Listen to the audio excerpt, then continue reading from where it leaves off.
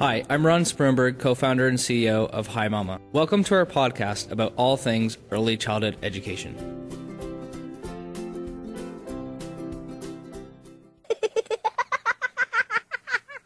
In this week's episode, we discuss the importance of parent-teacher collaboration in early childhood education.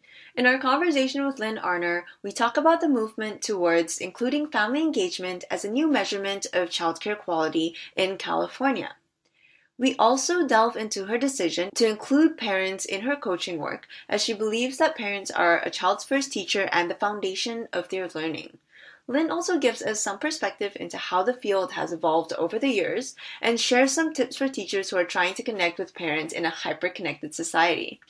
If you're looking to learn about how to engage families by tapping into different modes of communication in this day and age, then stay tuned for this episode of the Preschool Podcast. Lynn, welcome to the Preschool Podcast.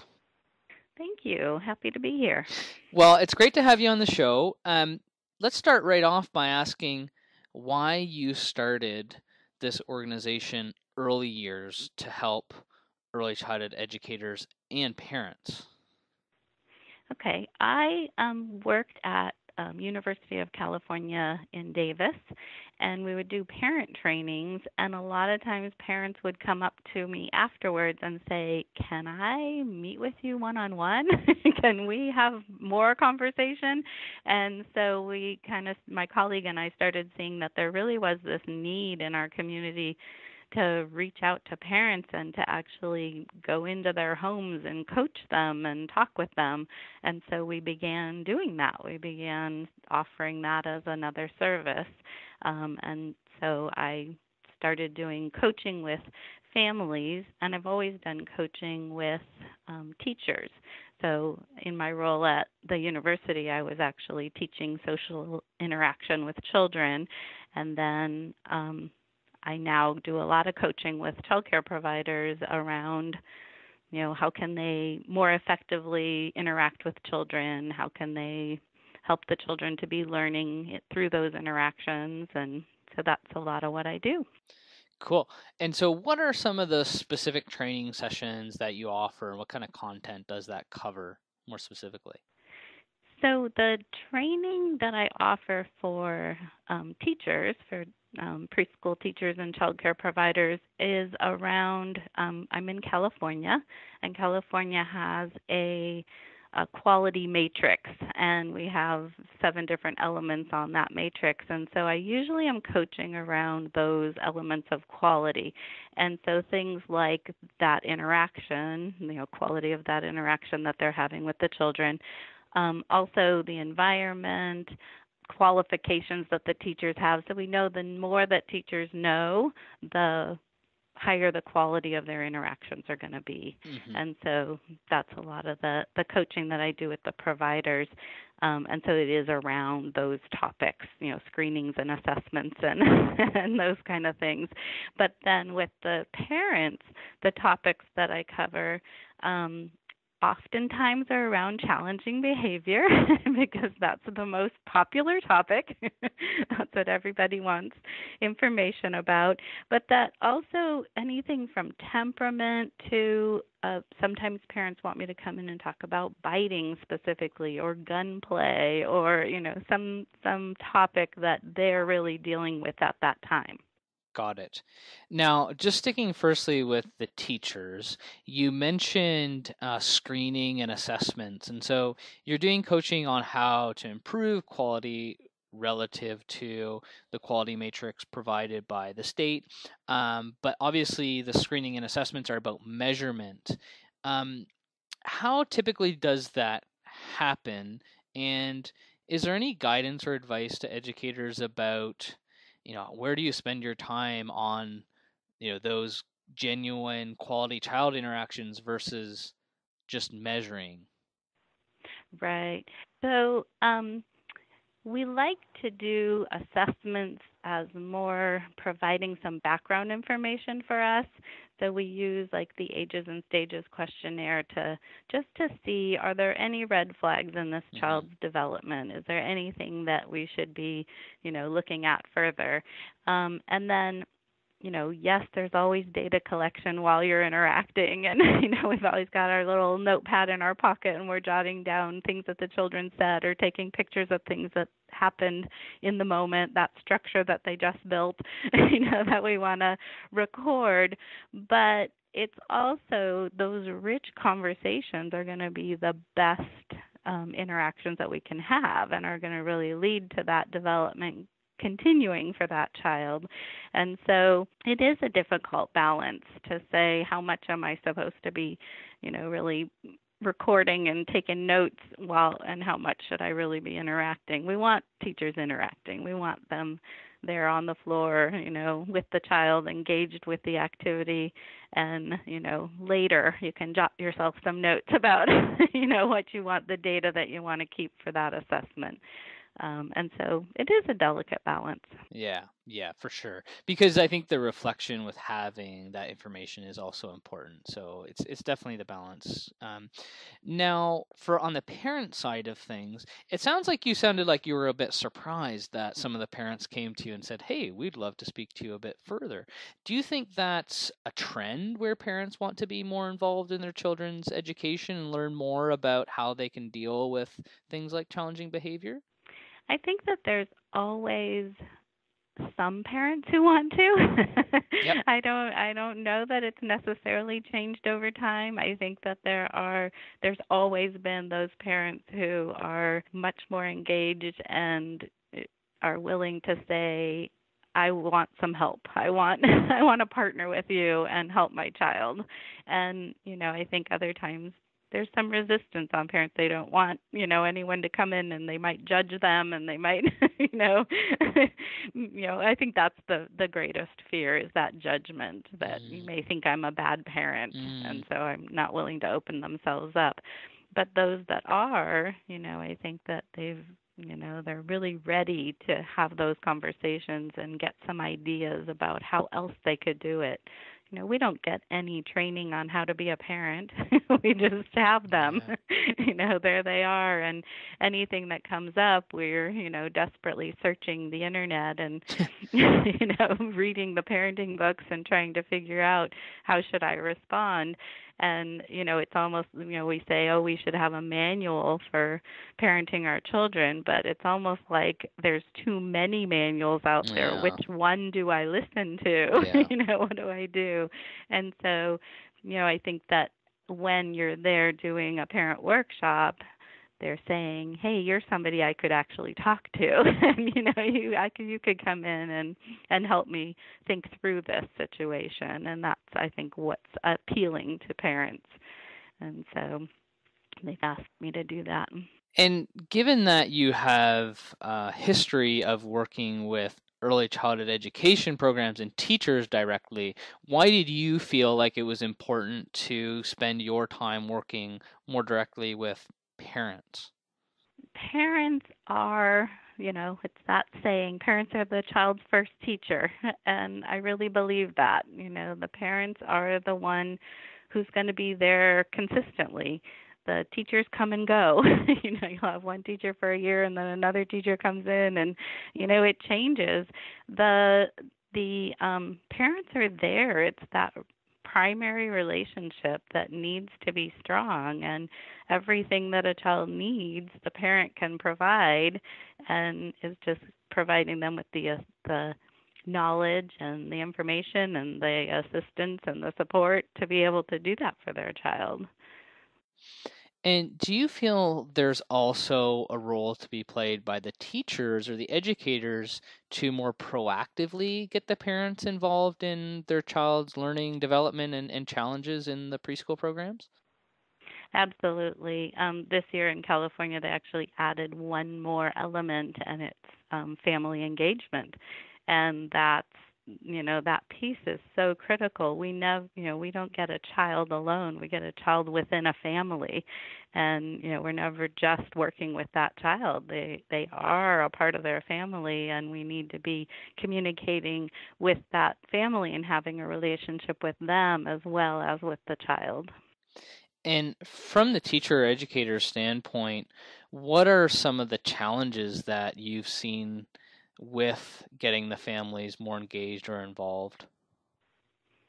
I think it always comes down to time, that they're, Mm. they're going to work, they're busy, they've Mm-hmm. got, so much life happening that it's hard for them to stop and take time to fill out that assessment that you've asked them to, or to come to that parent workshop, or, Right. to come in and, watch their child for a little while in the program to see what you're talking to that, trying to communicate about. So it's that time issue. They're busy. So Yeah. that's the biggest hurdle. Yeah. Yeah. And what about from the teacher's perspective? Do you find that they have sufficient time, or is there also time challenges on their end? I don't know that there's so much time challenges. I mean, it's more priorities, whether programs are willing to have that evening meeting, to have that lunchtime meeting, whatever it is, Mm-hmm. that sometimes it's a compensation issue from above, Mm-hmm. whether the supervisors are willing to compensate them for their time, or whether that's, it's after hours, so you do it on your own, dime. Yeah. And so that sometimes is an issue. But I don't know that I think most of the teachers realize that the more communication that they have with parents, the better equipped they are to actually deal with that child. The parent is the expert on that child, and they have all this information that we don't have. And so being able to communicate with them and work together, really does benefit the child and helps things to run more smoothly. And so I think that once a teacher has had that experience, that she's like, I'm good to Right. go. I'm always going to connect with that parent, because that's what really helps me. Once they see the benefits. Mhm. Yeah, that Yeah. makes sense. That makes a lot of sense. Mhm. And do you have any specific strategies or tips that teachers or educators can use to improve their involvement and engagement of families? So that relationship matters. That's the key. That just to excuse me, just to really pay attention to, um, are we interacting with that family as well as with the child? And so the ways that I think that the teachers that I've spoken with have found the most effective is through newsletters and emails and texts and things that go home. That's another mode of communication, because that face to face can tend to be really quick and they don't have the time to stop and chat. But you can do all the conversation starters and all the background information through those other means of communication, and then that's when then you can set up the time to have that more in-depth conversation. And so, I think that what happens is that, that parent keeps running out the door, I can't catch them. And that if there's no other mode of communication, then there's no conversation starters. There's Yeah. no, way to get that communication going. And so the more that the teachers and providers reach out to the parents and try to communicate through different avenues, the stronger that gets. That the parents really say, "Oh, they do care. They do want me to know about these things. They do." And so it's all those little trails you're leading for them to come and communicate with you. Yeah, so our app, Hi Mama, is meant to improve parent engagement and create more of a partnership between teachers and parents, and it's through technology. And one of the uh, points of feedback that we get quite often is, well, we try to focus more on face to face, and we don't want the technology to get in the way of our face to face communication. But sort of we frame it the same way as you just did, where we want to see that as something that's complementary to the face to face and not a replacement. And keeping in mind that different families prefer to receive communications in different ways, for better or for worse. Parents are busy, and some of them prefer face to face, but some of them might prefer email or a text message. And I think it goes back to the point of, which I try to stress a lot, is you have to make things as easy as possible for families if you want them to engage and be involved. Mhm. Yeah. Yeah. I would agree. They don't want to do the extra work. Yeah. And so that falls on us to do that. Yeah. Yeah, Yeah. and Sorry, go ahead. I'm also a grandmother, and so my daughter, I know, she's tied to that cell phone, that the text message is what's going to, communicate the quickest with her. And and so it's like, I think that we have to also recognize that our world is changing, and that there are these other modes of communication that people are very hooked into. And so how do we tap into that as well? Yeah, totally. And the way I refer to it is the hyper-connected society. So people want Mhm. information that's timely, it's relevant, and they want it to be easy. And I think it's again, like, whether you agree with that or not, I think it does fall on you as a educator or as an administrator, as your responsibility to get the parents involved, however, with through whatever channel makes it easiest for them. Mhm. Yeah, Um, absolutely. cool. So, how long have you been working with teachers and parents? Oh my goodness, for for 30 plus years. For 30 So for a plus long years. time. Yes. And if you were, if for the early childhood educators, teachers that are listening to this, what is, some wisdom that you can hand down to them to say, oh, I wish I would have known this or done something differently 30 years ago that I know now and would love to tell other people out there? Okay. You've heard me talk about how important I think that relationship is. And I think that equally important is the relationship that the provider or the teacher has with that child. Mm, And so whenever I'm struggling with a child, I realize I need to get to know them better. I need to connect with them more. mm, I need to know where are they coming from and what's going on with them. And just taking a little time to spend one-on-one with them. Yes, there's all the other children around, but really sitting down and focusing on them. And we have the eyes in the back of our head as we're doing it, but yeah. getting that real communication with them and figuring out, what do I like about this little guy right here? What do I like about this person? And that gives us a more whole picture. Oftentimes we're focused on that behavior that's bothering us, or that, that Mm-hmm. one thing that, is difficult to deal with. And that once we develop that relationship with that child, there's mutual respect there, and that goes a long way in communicating with the child and changing their behavior and helping them to get with the program and figure out, do what we're doing. And so I really feel like making sure that every one of those children and that you have a relationship with them is really key. And so sometimes when a child's more difficult, we back away, but instead go in further, develop that relationship even stronger, to support that.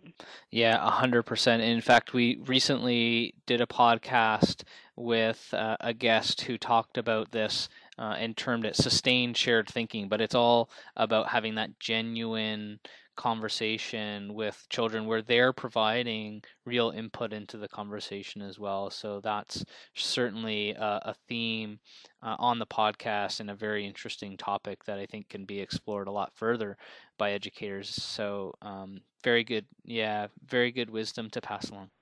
One of the other things that I think is one of our issues with childcare, is that our ratios and group sizes. And so research has shown over and over again that, the lower the ratios and the smaller the group size, the better. That's when Hmm. children can actually learn. But that we tend to go for, how do we make the most money? And Yeah. so those larger classrooms and, less teachers per child. And so they really need to have that attention. Children, children learn everything in relationship. And so if they don't have that person that they can actually catch their eye and have that conversation with and know that you're interested in what I'm doing, they're not going to be learning as much. They're not going to be as engaged. They're not going to be progressing as much in their development. And so we really do need to pay attention, I think in our field to what are those group sizes and those ratios that we have in the classroom and, and in our child care programs, and whether we're really making sure that children are getting the attention that they need and that they have an adult who they know they can go to. Yeah, totally. So I guess more a message to policymakers, owners, executive directors to keep that in mind, that in order for the teachers to have those quality conversations, they need to have those ratios that allow them to do it, right? Exactly. Yeah. What is exciting to you in early childhood education right now? That is a good question. I think that the most exciting thing to me, I had a colleague who left the field for a little while and then came back in, and we were using the CLASS tool, which is the Classroom Assessment Scoring System, Mm-hmm. and it's all around teacher-child interaction, and that wasn't a part of what we were looking at when we were assessing programs when she left the field, and I think that is exciting, that's it's not just, are the children washing their hands and how many toys do you have on the shelf, but it's really about how are you interacting and what kind of questions are you asking, and, are you really engaging them in that learning? And that, I think, is an exciting shift that we're making to saying that's an important piece. That's an element we need to make sure is a part of our quality. Cool. So it's almost like a way to be able to track whether we're having these quality conversations and meaningful interactions in a practical way. Yeah, I like that. That. We always knew it was important, but we didn't necessarily measure it. That's right. So this is our, beginning to do that. Very cool. Now, if I'm listening to this podcast and I want to learn a little bit more about your work or who you are, maybe want to get in touch with you, where would I go to learn more? So I have a website. It's a very basic website. Probably because I developed it quite a while ago. Doesn't have all the bells and whistles, but my business is called Early Years, and so it's earlyyears.us. And you can find contact information there and information about the services that we provide. Awesome. Thanks so much. So I don't think anyone will argue that family engagement is a very critical aspect of improving outcomes for children. I think there's a lot that both teachers and parents can learn about how to improve the partnership between teachers and parents for the overall benefit for children. So thanks so much for your input on this subject, Lynn, and thanks for coming on the show. You're very welcome.